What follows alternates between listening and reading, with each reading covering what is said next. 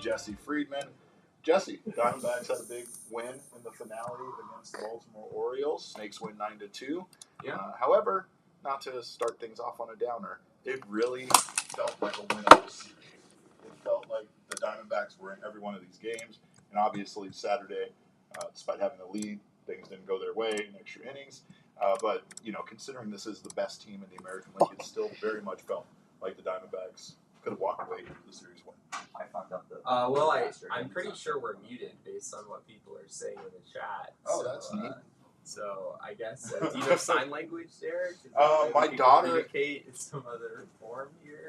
Apparently, it's just my mic that's muted. Okay. Well, that's probably. Hey, I mean that. Are we sure that was a mistake on Damon's part? Because maybe he just wanted to hear from me today. Yeah, I mean, I guess I can talk. So the Diamondbacks, they did win the series finale against the Baltimore Orioles, which felt really important. It would have been a bit of a gut punch to sweep the Cincinnati Reds and then turn around and sort of lose all of that ground by getting swept by the Baltimore Orioles. But the Diamondbacks did not do that. The Diamondbacks managed to salvage that series finale in emphatic fashion, a 9-2 win, as you said. Zac Gallen was very, very good in that game. 6 innings, 2 runs from him. Not a ton of swing and miss, only 4 whiffs, only 4 strikeouts, but a lot of soft contact, especially early in that game for Gallen.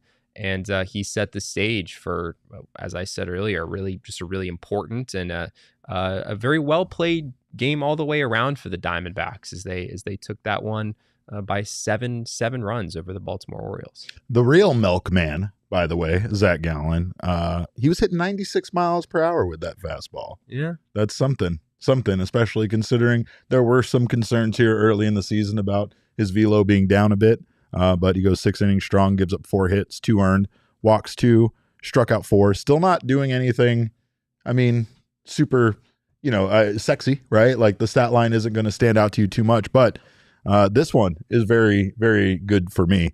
Since 2022, Gallen's 38 starts with 6 innings pitched and 2 or fewer runs allowed is second most in Major League Baseball for all starting pitchers, behind Garrett Cole, who has 39. So Gallen has been a picture of consistency for this team as a starting pitcher and continues to be that so far this season. Yeah. I mean, I guess the velo alarms that we were sounding in spring training, I guess we can sort of let that go at this point. He did average 94.2 in that game yesterday, topped out at 96.3. I believe both of those were season highs. I know we haven't seen Gallen average more than 94.2 on his 4-seamer, and I don't believe we've seen him throw 96 miles an hour at any point this season up until yesterday. Yeah. So, yeah, that was a step in the right direction for him. He just continues to, in some ways, show that it doesn't matter a whole lot, maybe, like what some of the savant stuff says about him, right? I'm not the only one who has asked some questions about Gallen's stuff this year. If you go over on Pitcher List and other places where they're analyzing pitchers and breaking down kind of what their arsenals are looking like on an outing-to-outing basis, there has been a narrative about Gallen and his stuff this season. But apparently, he's just able to kind of go out there and be successful no matter what. It's not like he entered this start with bad numbers or anything. Right. His ERA actually went up with a 6-inning, 2-run performance. I believe it's a 2.86 on the year. Very, very good. So, yeah, he gave the Diamondbacks exactly what they needed yesterday. The offense, they did score 9 runs, but they didn't come out of the gate scoring runs. They didn't have a hit in the first 3 innings against Dean Kramer.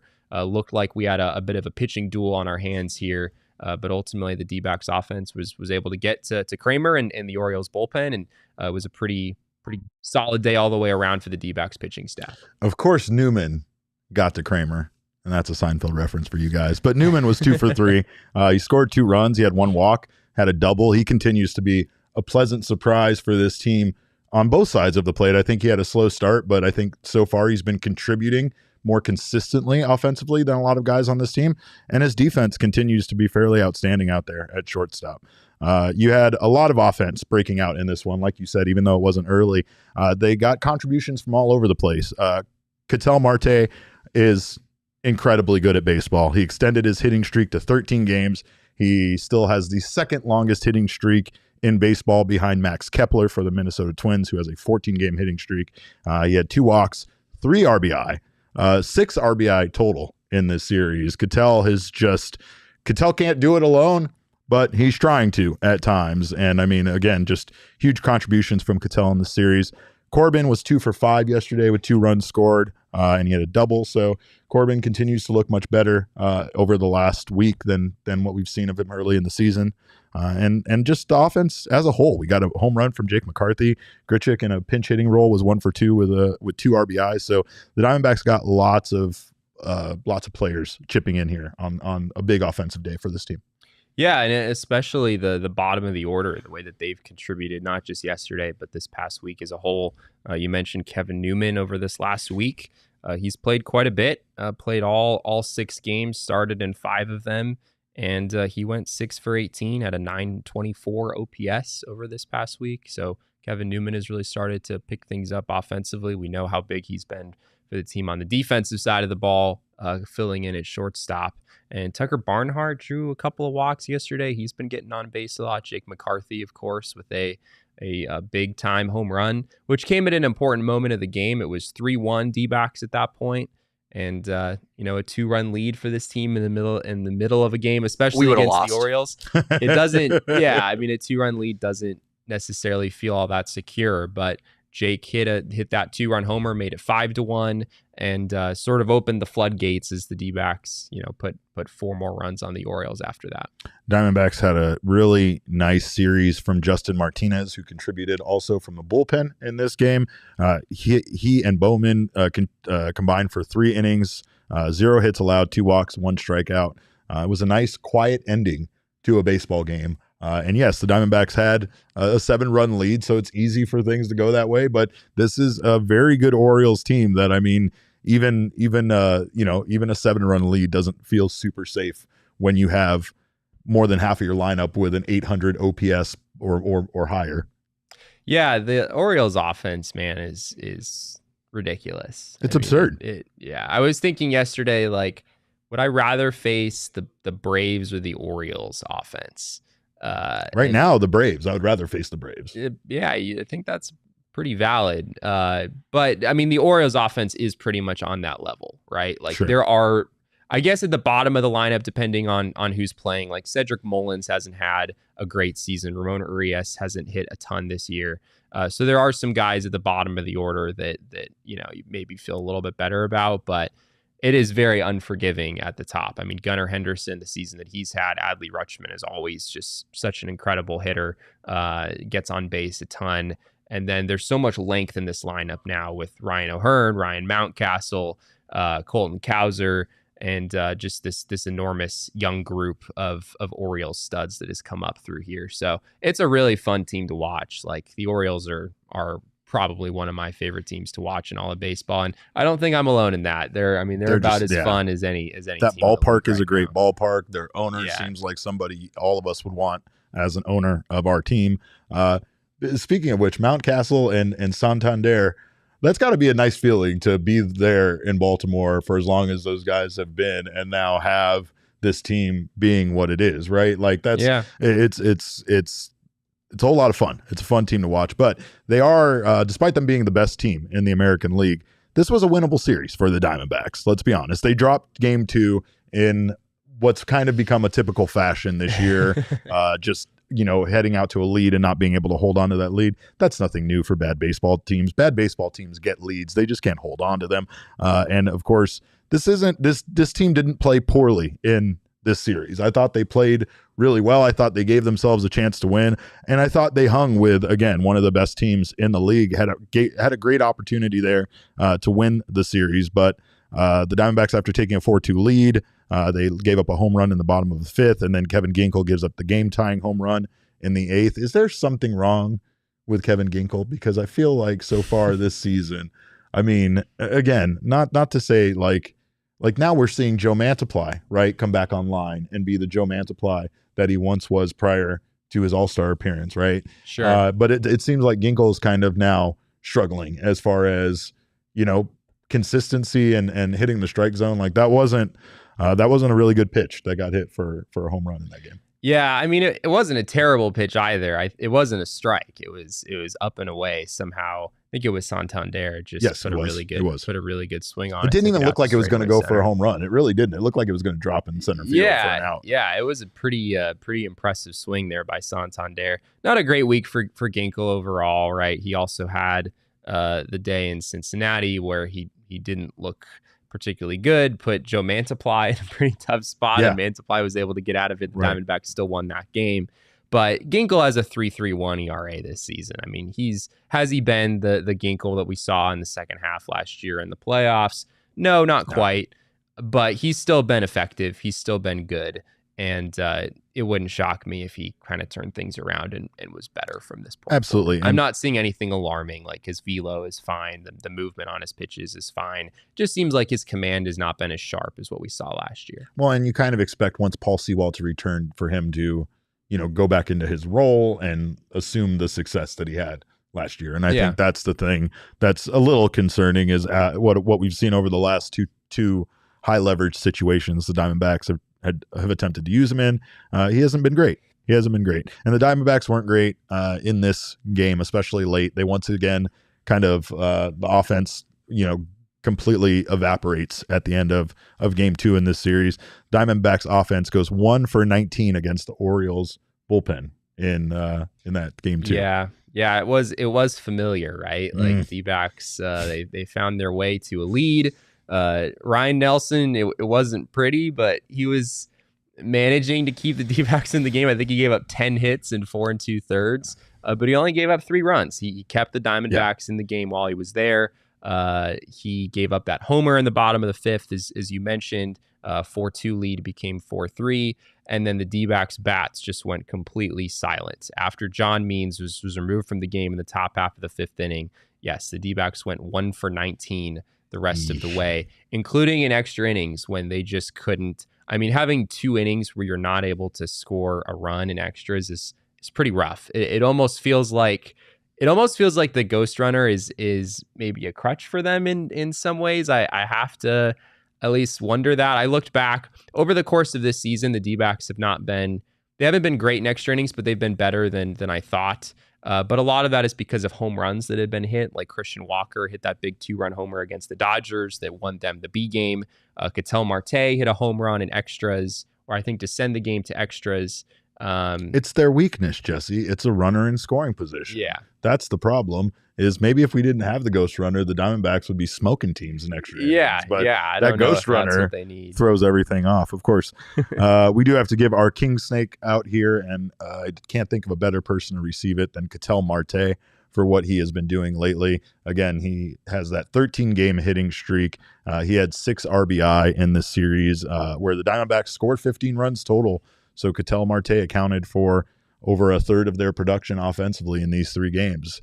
He can't do it alone, but like I said, he's trying to at times. And right now, Ketel is really dialed in. I mean, this is the exact same. When you talk about guys being the same as they were at the end of last season and in the postseason, this is Ketel that set a major league record for a hitting streak in the postseason right here. I mean, he's just as dialed in at this time. I feel pretty good, man, about my Bulls preseason prediction. I might have sold him short. I think I said top 10 MVP votes for Ketel Marte. I think he's maybe more so in top 5-ish territory right now. Might be that guy.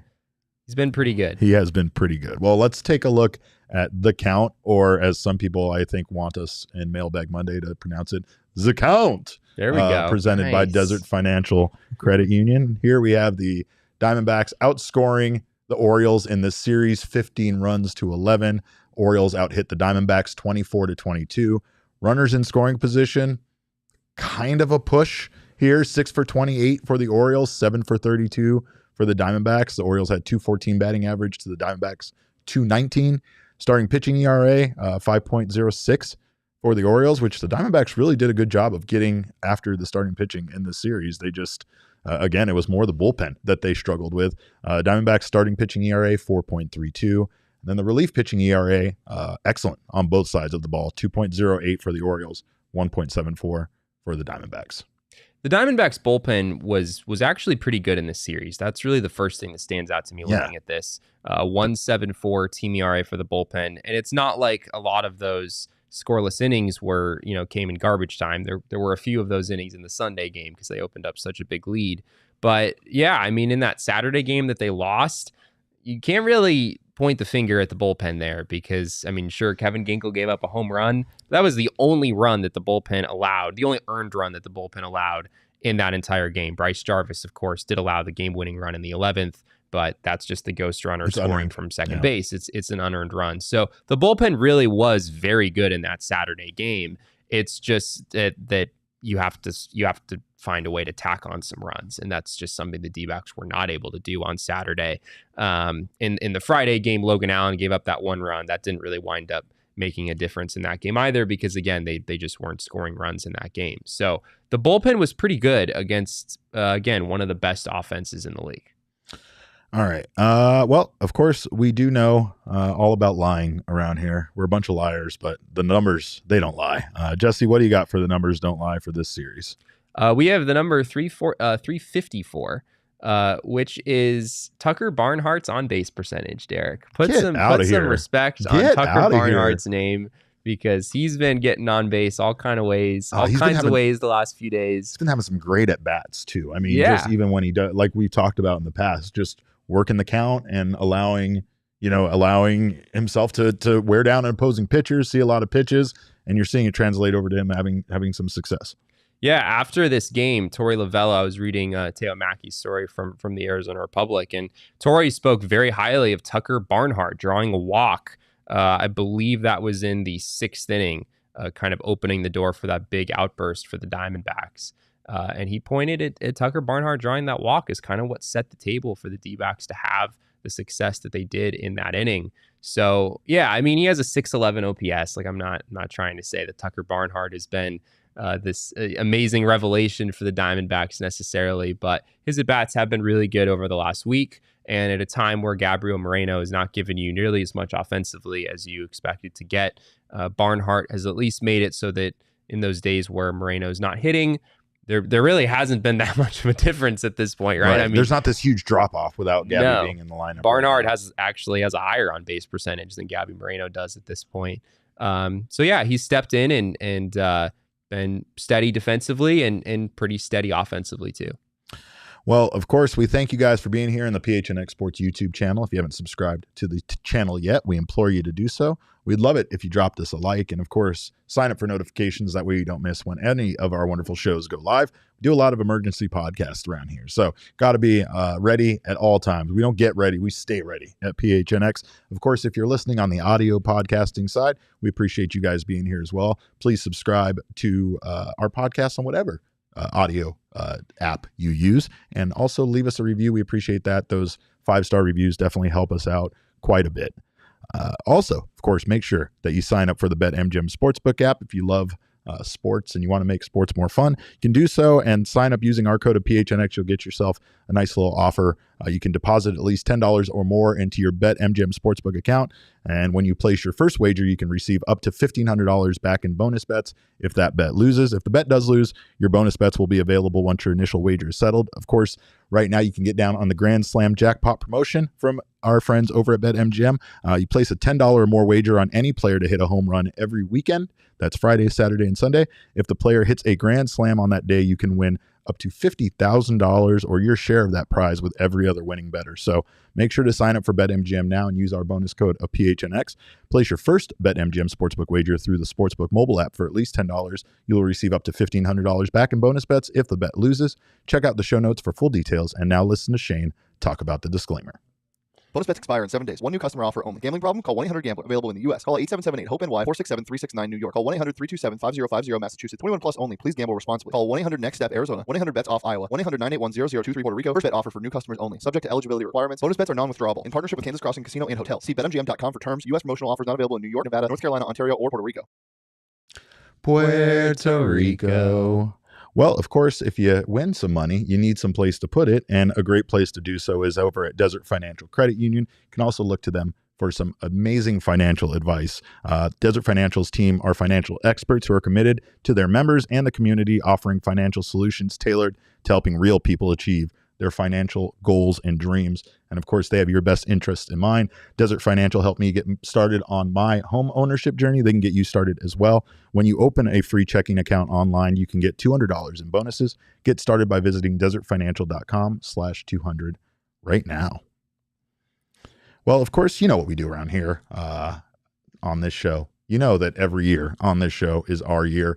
Every month on this show is Black History Month. Every week on this show, Shark Week. Every day on this show is Earth Day because we recycle. But on Mondays, we go to the mailbag. Damon, let's go. My mailbox, always something interesting in my mailbox. I try to get to everything in my mailbox, and then once in a while there's a letter that makes me go wow, wow. My mailbox. All right, our first question comes from Travis Moore at More For Me on Twitter. He's our Iron Man, of course. Did I lost my job again, Derek? Yeah. Okay. Did you? Oh, yeah, you did. You did. You're right. You're right. We haven't been doing this for very long. I'm not very good at that. And I also like to talk a lot. You know that. But Damon, please, can we get the first question? No, I mean, it's cool. If you want the first question, you can Damon. have it. Please, Damon. I just wanted to. No, please, ask. Damon. Would you mind reading the first question? Our boy, Travis Moore, always our first, leadoff hitter king that we have over here on our Mailbag Mondays. Solid question asker. You mentioned Tommy Troy as a potential future answer for third base. Is that the best spot for him, for the organization to get the most out of him? He's been getting shots at third base, second base, and shortstop so far, I believe, and I think he was mainly a shortstop at Stanford. Well, yeah, I think so, just based on what the Diamondbacks are going to need in the future and the prospects that they kind of have over there, right? I feel like it's the fastest way for him to get up to the majors and to be able to contribute to this team, especially considering that we know, Gino most likely will just be here for the 1 year, might be here for 2, but most likely will just be here for 1. So the Diamondbacks are going to have to start looking at third base, and not only for next year, but beyond that. Tommy Troy, interesting situation. The Diamondbacks have used him actually exclusively at shortstop. He has not played an inning at second base or at third base so far in the minor leagues since joining the Diamondbacks organization. However, at Stanford, he played all over the place. It was madness. In 2021, Tommy Troy played 23 games at second base, 5 games at third base, 9 games in left field, and only 2 games at shortstop. Oh, what? And then in 2022, he played 23 games in left field, 1 game in 23 games at second base, 1 game in left field, 4 games in right field. And then he also played a little bit in the Cape as well. And he played exclusively third base in his last season at Stanford. So he actually played almost no shortstop at Stanford and has played exclusively shortstop since joining the Diamondbacks organization. Based on what I've seen, but more so what I've read, I am not a scout, it appears that Tommy Troy is going to be better suited for third base in the long run, just given his defensive ability. Not that he couldn't hold his own at shortstop, give you some innings there. I think it's a position he could play in the majors if needed, but ideally third base and second base seem to be the better fits for him. They're also in Fangraph's recent prospect report on the Diamondbacks. They mentioned that the D-backs could give him a look in center field. Not necessarily that that's something they are planning on doing, but something that they just could do given Tommy Troy's ability. They have him as an 80 grade runner. Apparently, Tommy Troy is just outrageously fast, which is not something I was necessarily aware of. Tommy versus Dre Jameson right now. Let's go. I need it. Yeah, race. They have Tommy as an 80 grade runner, so I imagine that race would be pretty close. But yeah, I'm guessing it's going to be second base or third base when all is said and done. No surprises for now, though, that the D-backs are giving him as long of a leash at shortstop as they reasonably can to kind of see what he can show out there. but I don't necessarily think he's going to wind up there when all is said and done. All right. What do we have next there, Damon? Next question comes from Corbin Carroll. Thank you for stopping by, Corbin. We know he's a fan of the show. For sure, yeah. Friend of the program. Taking a look at the new StatCast swing data, what jumps out at you about the Diamondbacks hitters? Did any players or stats surprise you? Expanding on that, what do you think the future implications will be of this data being public? Well, I think one thing that stood out to me is that Ketel Marte is very, very, very good at baseball. Yes. Hot take. Do we have the Jesse. Numbers? Yeah, that'd be fantastic. Yeah. So this was like, I think they said it was going to come out on May 13th, which is today, but they definitely released it earlier than that. So I think I might have seen it on Saturday, which made Saturday like Christmas morning to me, basically. Oh, I know you were Derek, so excited. I've been waiting for the bat speed data. He texted me at like midnight and was like, "Are you excited for tomorrow?" And I was like, "What? What are you talking about?" What gets me is that we know that they have this data, and they just refuse to give it to us. It's a matter of when they're willing to allow us to see it. I'm just picturing Jesse like staying awake all night, just like staring at his ceiling fan, bed. Just so excited. Yeah. Like he gets to 2 a.m. and he's like, "You know what? I should just stay awake the whole time now. At this point, what's the point of even going to sleep?" So we now have bat speed data, which is yes, it is amazing, and you can see it here. We have it for you for those of you joining us on the YouTube side. So Christian Walker has the highest average bat speed of any Diamondbacks hitter. For some context here, they're taking the top 90% of swings, so they're throwing out the bottom 10%, which I think makes sense because sometimes hitters have, if you get really fooled on a pitch or something, you might do like kind of half swing when you're not really showcasing your true bat speed in that.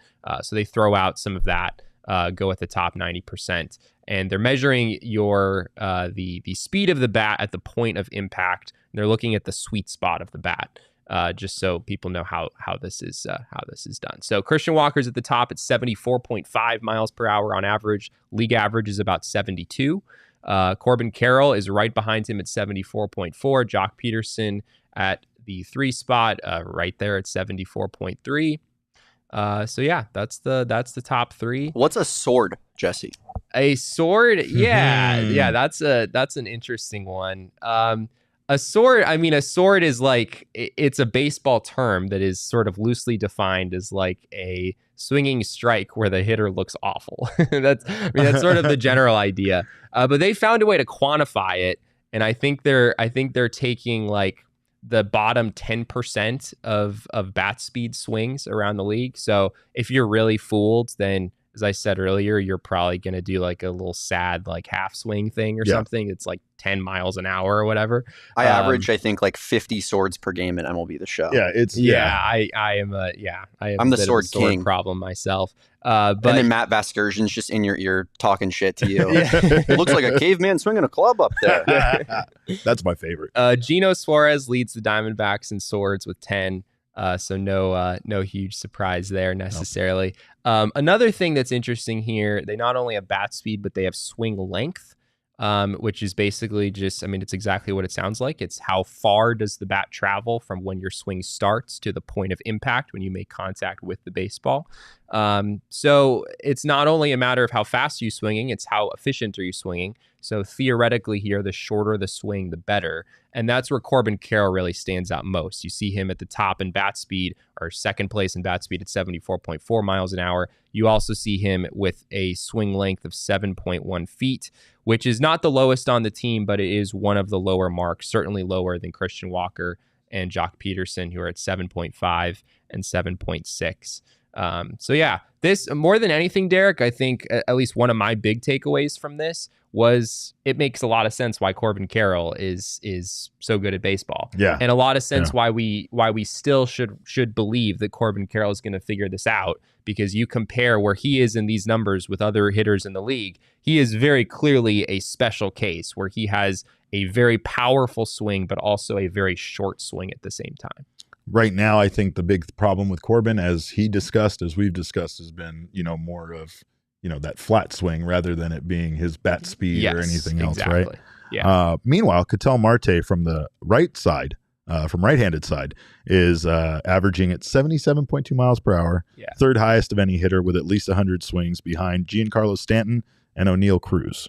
So Pretty crazy. Ketel, and I mean Ketel, it explains it. Ketel's ability at the plate right now, he just can make adjustments. He can find a way to contribute at some point in the game. The 13-game hitting streak, I feel, is just an indication of how good he's been. And we've talked about it at length that Ketel has been at times the only consistent offensive member right now of the starting lineup. But now we're starting to see guys come back online, and hopefully, today we can see the Diamondbacks take advantage of that Reds team that they were able to sweep, a week ago. Hopefully they can stay hot after the win against the Orioles. What else? Oh, I know. I just want to say one more thing. I think. He had another part of his question. Go ahead. Sorry. Yeah. Corbin Carroll, I think, also asked us. This last part, expanding on that. What do you think the future implications will be of this data being public? This is a really interesting question, and it's something that Saris over at The Athletic, he wrote a really compelling story today about a whole bunch of information about this new data that we have, and also the question of how it will affect things. He basically made the point that anytime data in the past has been made available to the public, within a few years, it becomes that those data points start to get better, basically. So if you're going to reveal data to the public, suddenly people are going to start targeting that as the thing that they want to improve upon. So we've seen that with velocity, right? Once that became public, we've seen it with spin rates and stuff like that as far as pitches are concerned. Once that became public, suddenly everyone was trying to increase those numbers and get them to be better. Same with launch angles and exit velocities. The moment that those are made public, hitters are trying to change their approach to maximize those things. And so I expect the same thing will probably be true here. Now that people know what Corbin Carroll's bat speed is and what L.A. De La Cruz's bat speed is and Giancarlo Stanton and all these numbers, people are going to, not universally, but some people are probably going to try to target these things as what they're going to improve upon as hitters. So it will be very interesting to see how that unfolds here over the next few years. Not to mention that a lot of baseball fans are like Mr. Friedman here, who waited very impatiently for those numbers to drop. Yes, I will be trying to improve my bat speed now. You better. But baseball's a stat-driven sport at times, and stats are what make it more fun to watch. It's what makes us as fans feel more knowledgeable about the game. And I mean, it is internal information that teams and players and coaches are aware of. It's just not something that, I guess they felt was necessary to make, to reveal to the public. I don't think it's going to have any bad implications. I think it allows people to maybe utilize this information with like their fantasy baseball teams and just enjoying the game of baseball more. I don't think there's any downside to it. I do think it's funny though that when there is information like this that's available, that they don't release to the public. Like that to me is more of the kind of hilarious thing, because if you already have these websites filled with data and stats, then why not make that other information, I guess, available? But give us everything. Give us all of it. All right. What else we got there, Damon? Question number 3 comes from Alice, _Alice. What do you think will happen with Jake when Alec comes back? He's been doing pretty good recently, especially with that homer yesterday. Do you think Torey will think about switching him and Corbin out for right field? Well, I think we already see that Jake is not in today's starting lineup. So I think Torey's already answered that question for us. No, I mean, Torey's going to do what he's going to do. I think Jake is a very versatile weapon for this team. And I don't think it's going to be a matter of Jake needing at bats, because I think Torey will find a way for them to get Jake at bats if Jake continues to hit. I just wonder I feel like right now Jake is going to be the guy that sticks around. I'm not sure what it means for other players on this team, but when Alec comes back, I feel like you want to keep Jake here and keep him available, not only to play in games, but available late in games for his speed, for his versatility, for everything that he brings offensively and defensively. Yeah, it's tough, man. I mean, once Alec Thomas comes back, it doesn't make Jake McCarthy relevant or anything, but it does lessen his role for sure. Yes, I think we would still lean today that Pavin Smith would be the guy who would be the odd man out if they did make that move. I don't know that for sure, but even if Smith does go out and Jake sticks around, it's going to be harder to find him opportunities, because if you've got a right-handed pitcher on the mound, you're going to have Alek Thomas starting, and you're going to have Corbin Carroll starting, and you're probably going to have Lourdes Gurriel starting as well. Yes. I guess you could make a case that Jake should start over Lourdes in some of those games, but I don't think the D-backs are going to go down that road, at least not on a regular basis. So I could see him sticking around on the major league team as an extra outfielder, but it's going to be tough for him to get super regular opportunities. I guess if you pinch hit for Alek Thomas with Randall Grichuk like late in the game, facing a tough lefty, then maybe Jake McCarthy comes in after As a him defensive to play replacement. some outfield Yeah. and maybe get an at bat later in the game. There's still a route for him to get some opportunity, but yeah, it's going to be tough.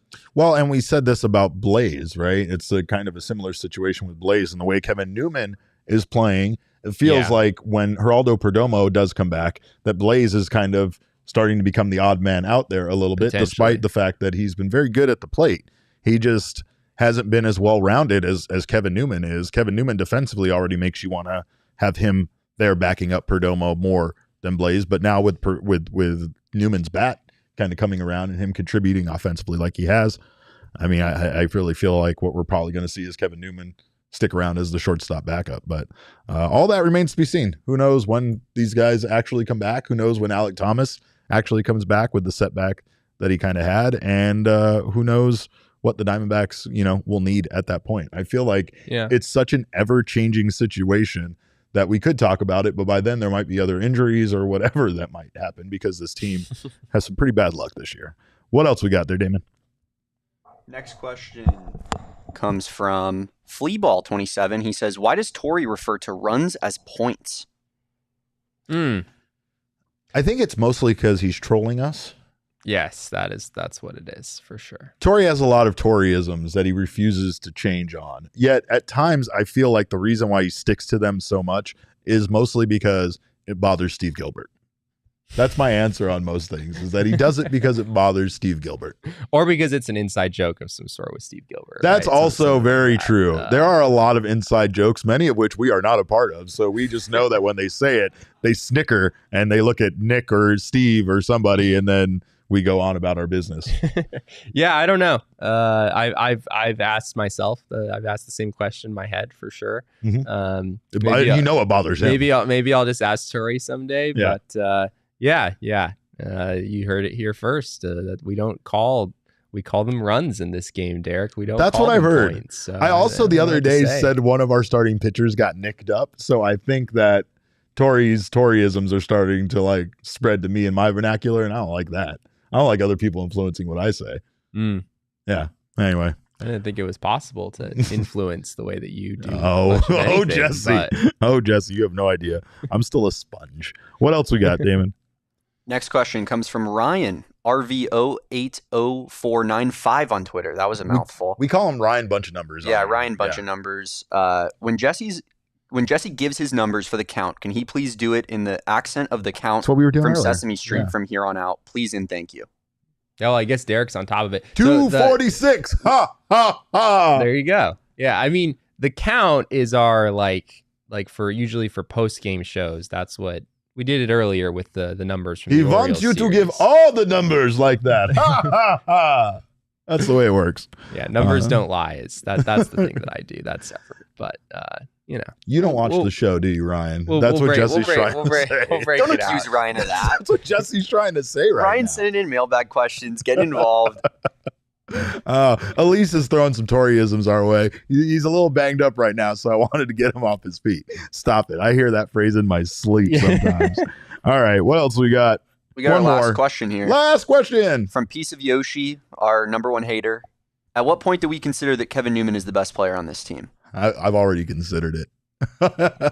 I don't know. Like Jesse said, the bottom half of the lineup, the bottom, those guys have actually been doing some work at times where you can't say the same at times about the rest of the lineup. But I don't know. Kevin Newman, I think, is Kevin Newman kind of reminds me of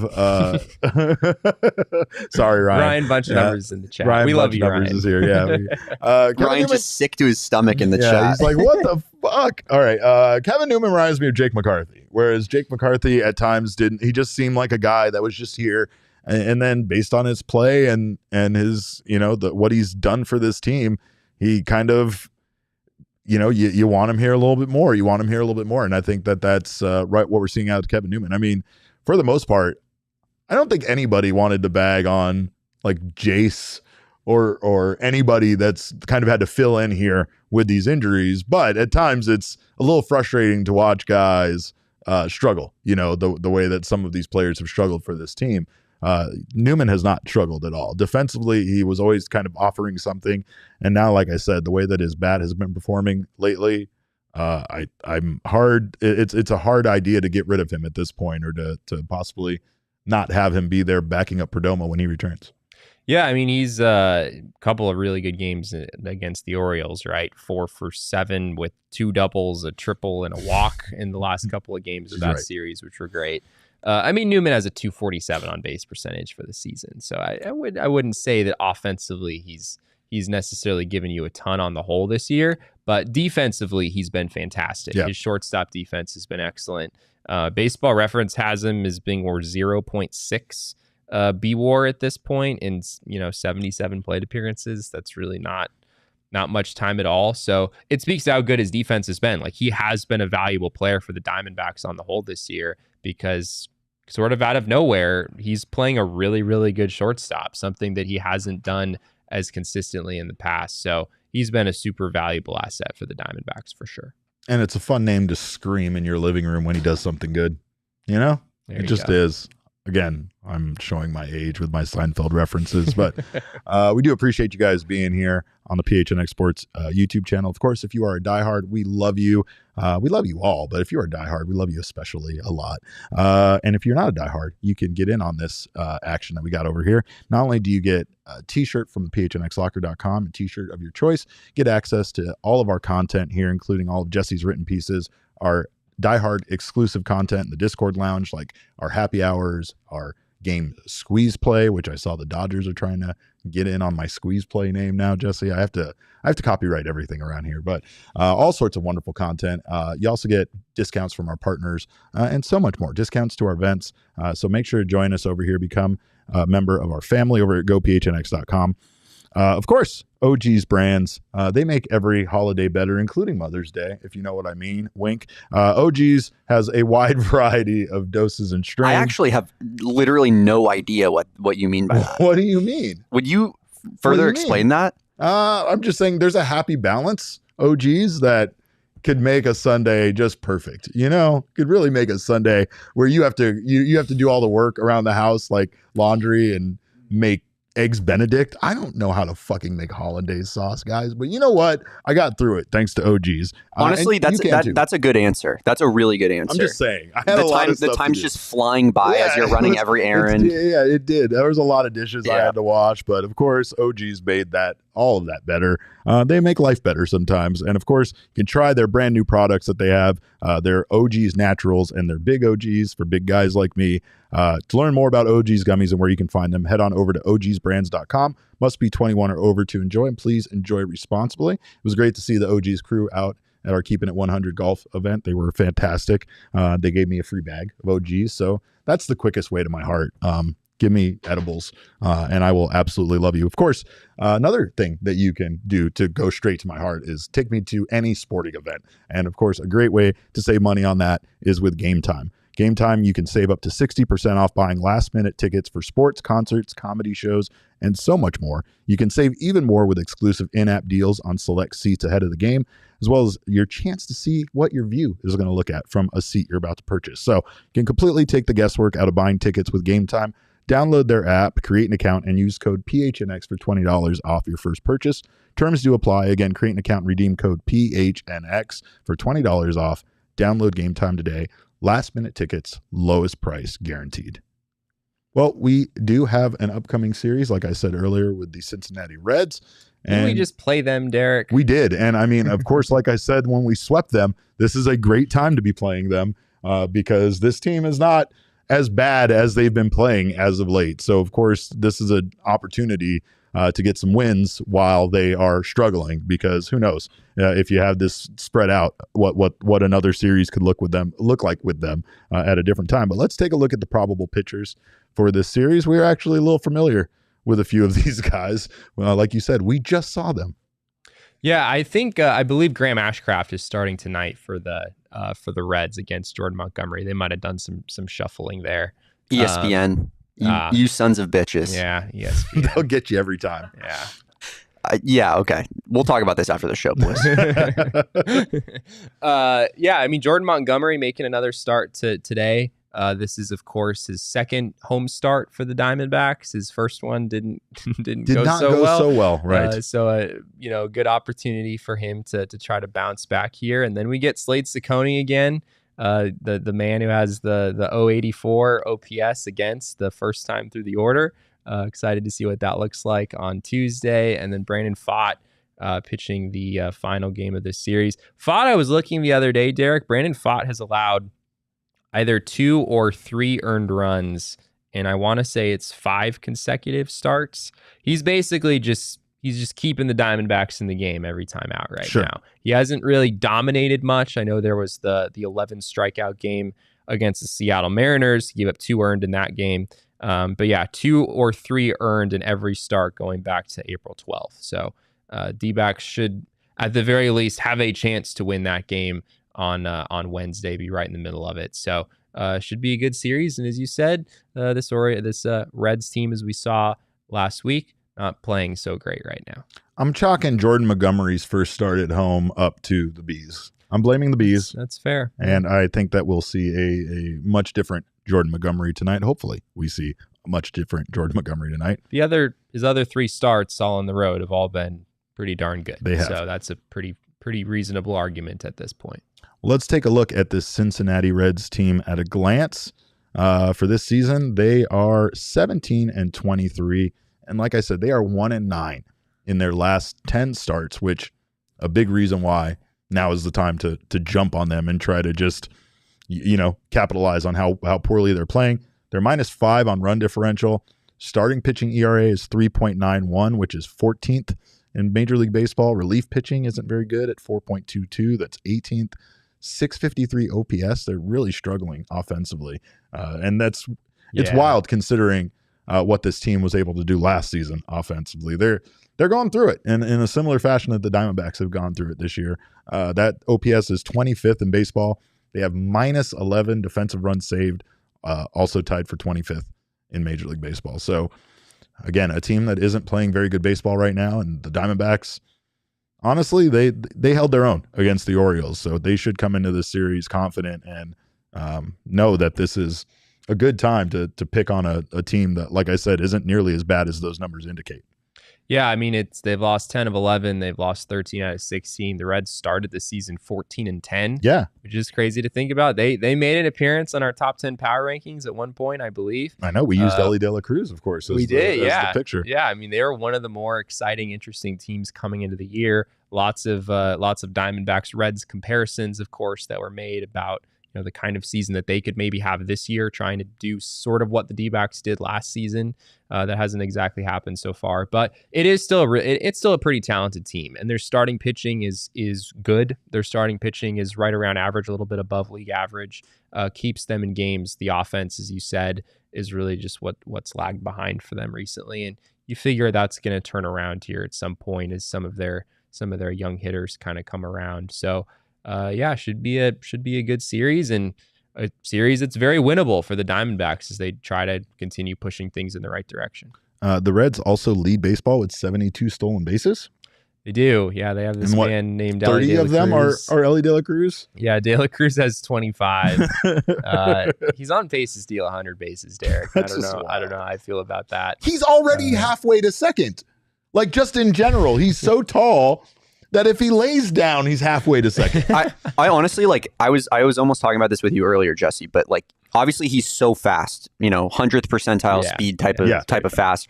But that really does make an impact when he's diving head first into second base. He's so big. And he's 6'5". Yeah, it's crazy. It's such a huge advantage over a Corbin Carroll, for example, when he has a foot on him. and probably way bigger wingspan. Wingspan his is arms, huge. But of course, it's a great night to get out to the ballpark, watch the Arizona Diamondbacks, hopefully take care of business against the Cincinnati Reds team.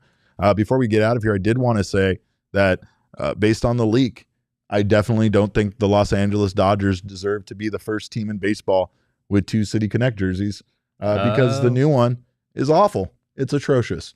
I haven't seen it yet. It's really bad. Is it pretty bad? It's really bad, and it's got specs on it. It looks like it is. It is pretty atrocious, Jesse. Like, I don't understand how a franchise that has so much history and I guess so many resources needs to, I guess, play it safe with how bad their City Connect jerseys are. What do you think? Yeah, it's a little dull. It's dull. It's drab. I don't like when they redesign logos on a lot of these jerseys, like the Cleveland Guardians just released their City Connect. Loved it. Had a classic styling to it. A lot of references to the Guardian statues, once again, that their team is named after, as well as other, Cleveland-centric things. But have you seen that alternate logo on the sleeve? For what, the Dodgers one? Oh, it's tragic. Oh, it's terrible. I don't really like it. It's one of the worst logos I've ever seen. The specs are an interesting idea. The Pop-Tart specs.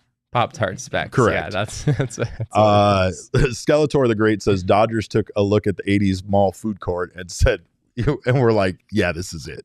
And that's it. Yeah, you absolutely, honestly, that's pretty. Fucking nailed it. You absolutely nailed it. I was gonna Absolutely say, nailed it. it's not a very modern looking design. It looks like they're like trying to go back. But to see, the 80s like, or something. lean into it if you're doing some sort of classic throwback design like the Guardians did, right? Like, they have the true 70s like stripes down the side. Don't get me started on how hot piping is, but that's a whole other topic. But of course, hopefully all the Arizona Diamondbacks are wearing jerseys tonight that look like the rest of the team's jerseys. No problems there with Fanatics or Nike. But of course, we will be back tomorrow night with our post-game show after Diamondbacks take on the Reds in Game 2. Make sure to join us for that. In the meantime, you can follow us on Twitter. I am at cap_caveman with a K. Jesse is at Jesse N. Friedman. Of course, the people's producer, Damon, is at Damon Dog. That's DAWG. We are Damon's Dogs.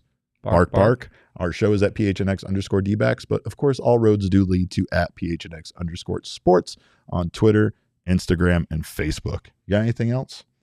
That's all I got. Let's go watch some baseball. Weird media schedule today, but we love it because it gives us extra time to get out there. So shout out to the Diamondbacks PR staff for giving us. They a did little it extra because time. of our show. We appreciate that. Usually it's the other way around. Usually they make like right now while we're doing this would be when they had like a press conference or something. But appreciate them doing that for us, of course. We also appreciate you guys being here so much. We will see you tomorrow night. Have a great afternoon, evening, and in the meantime, we love you. And remember, kids, baseball is fun, but it's so much more fun when Ketel Marte goes on these crazy hitting streaks.